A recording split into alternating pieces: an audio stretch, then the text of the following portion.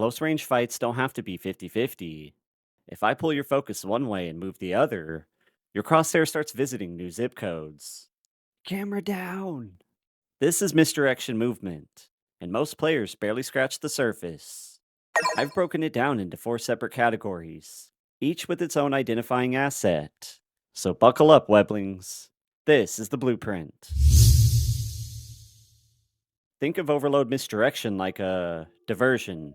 You flood the enemy with signals, each one a believable outcome.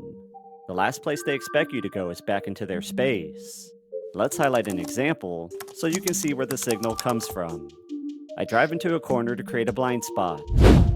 When I rebound off the wall, I sell and exit here, then complete the spin out into the space they've already dismissed.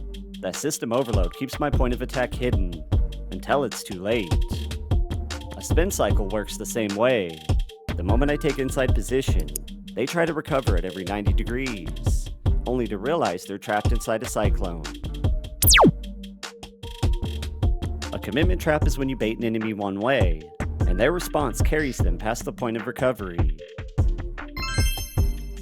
It works because players fall back on habits under pressure.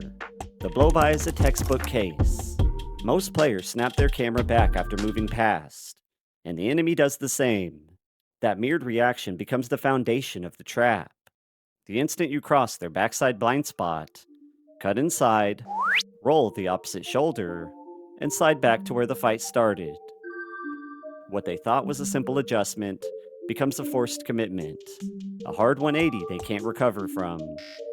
If you can sell a lack of awareness, and I mean really pretending you have no freaking clue what's going on, you're tapping into the highest level of trappage. The key is to move past their position without overexposing your own. Let the lamb walk into the slaughter, then counter their momentum with the U-strafe.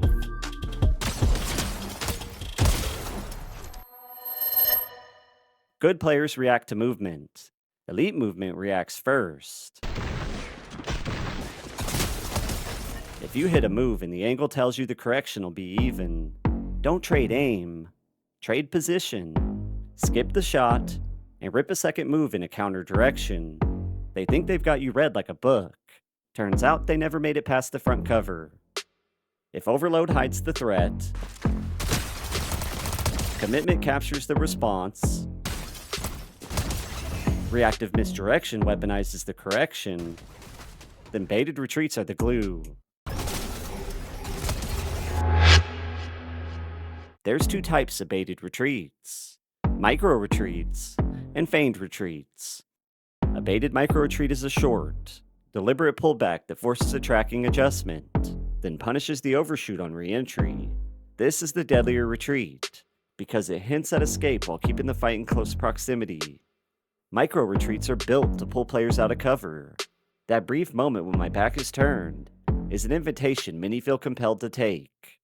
The moment they commit, I U-strafe back across their path and turn their push into a liability. Multi-exit peaks are even better. Sell the retreat toward one side, U-strafe out the other. They commit to one exit, while you appear in another. Feigned retreats don't invite correction. They sell disengagement or vulnerability. Bait the escape just long enough to trigger pursuit, then cut back against their momentum for the counter. Where micro retreats force small corrections, feigned retreats force full commitment. Misdirection movement is how you control pacing.